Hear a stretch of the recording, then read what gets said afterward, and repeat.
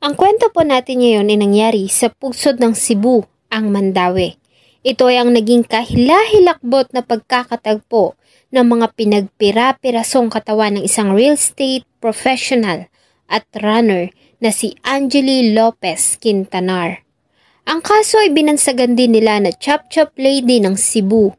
Samahan niyo po akong balikan ang naging masakit na kamatayan ni Angeli Lopez Quintanar noong 2020. Bago ko po simulan ang ating story, sa mga bago po sa channel ko, please hit the subscribe button at pakipindot na rin po ang notification bell para ma-notify kayo pag may bago tayong upload na videos. October 24, 2020 ay nagkagulo ang mga residente ng Mandaue City sa Cebu nang matagpuan ang torso ng isang babae sa isang creek sa barangay Talamban. Kinagabihan sa pareho paring araw ay may natagpuan namang pares ng mga kamay, braso at mga hita sa malapit na creek sa Kabahog.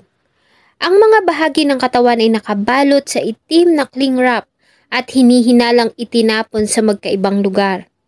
Subalit na natiling blanco ang mga pulis sa pagkakakilanlan ng biktima dahil sa maliban sa putol-putol ay nawawala ang ulo nito.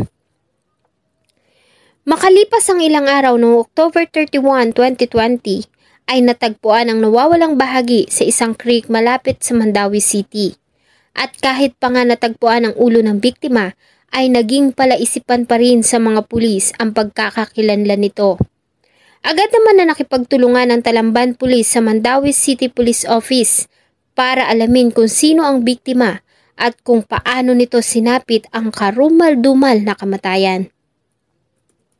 Samantala ay nag-file naman ng missing person report sa Sabang Dako Police Station ang mga pamilya Lopez dahil sa misteryosong pagkawala ng 37 years old na si Angeli Lopez Quintanar. Ayon sa kanila, ay huli itong nakitang buhay noong October 18, 2020 sa kanilang bahay sa Deca Homes sa Barangay Tipolo, Mandaue City. Mula sa Sabang Dako Police Station ay sinamahan sila ng mga ito sa Talamban Police Station para kilalanin ang nakitang mga putol-putol na katawan ng babae sa magkakaibang lugar doon.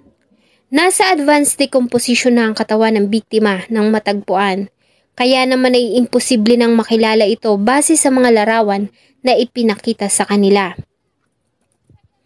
Sa pamamagitan ng DNA analysis, dental records at iba pang mga medical procedure, noong January 2021 ay kinumpirma na ang biktima ay ang nawawalang si Angeli Lopez Quintanar.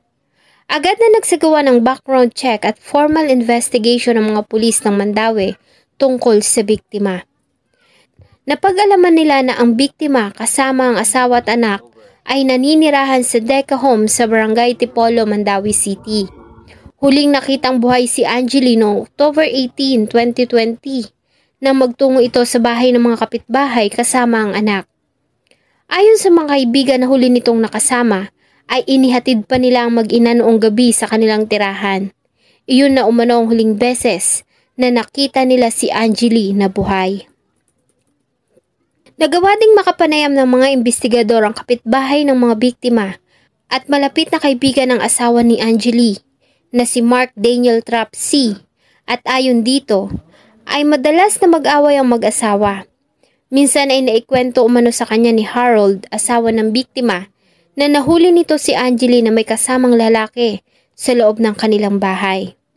Ayon din sa kanya ay huli niyang nakitang buhay si Angeli noong October 12, 2020 habang naglalakad ito kasama ang anak.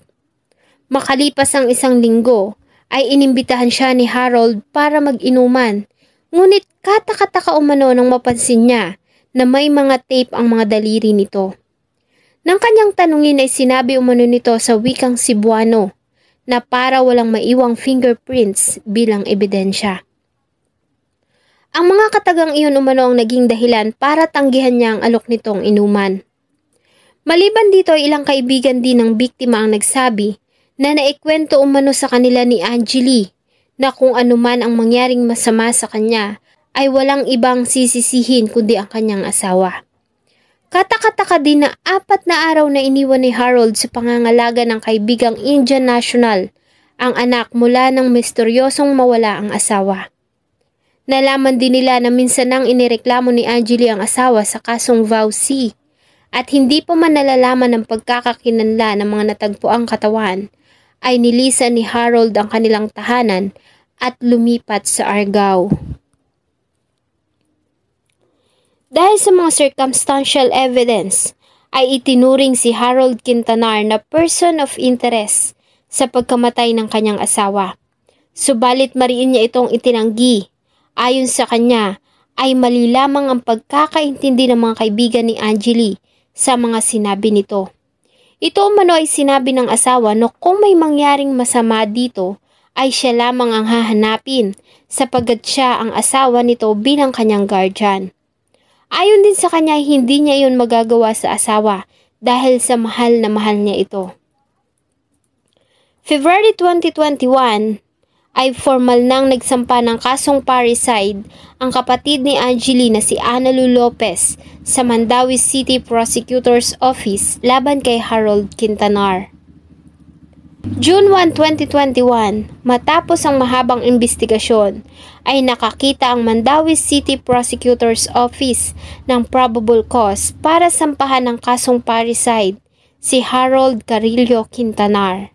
Kahit pa nga walang direct evidence na maglilink dito sa pagkamatay ng asawa ayon kay Police Lieutenant Colonel Jose Rovic Villarin, ang officer in charge sa kaso.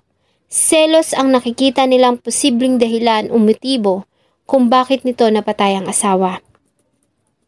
July 3, 2021, sa bisa ng warrant of arrest na nilagdaan ni Judge Lucila Martinez Cad-Inhambre ng Regional Trial Court Branch 89, ay inaresto ng kapulisan ang 36 years old na si Harold Carillo Quintanar sa Argao. Ito ay ipiniit sa Mandawi Police Station habang dinidinig ang kaso sa hukuman. Hanggang ngayon ay patuloy pa rin na nananawagan ang pamilya ng katarungan sa pagkamatay ni Anjali. Si Anjali ay isang mapagmahal na ina. Mahilig itong mag-bake ng mga pastries. Maliban sa pagiging magaling na real estate professional, ay isa din itong runner at environmentalist na mahilig sa mga hayop. That's it for our video for today. Thank you po sa patuloy na pagtangkilik ng atin pong mga videos. Huwag niyo pong kalimutang mag-iwan ng inyong saloobin at suggestion sa atin pong comment section. Thank you so much po and see you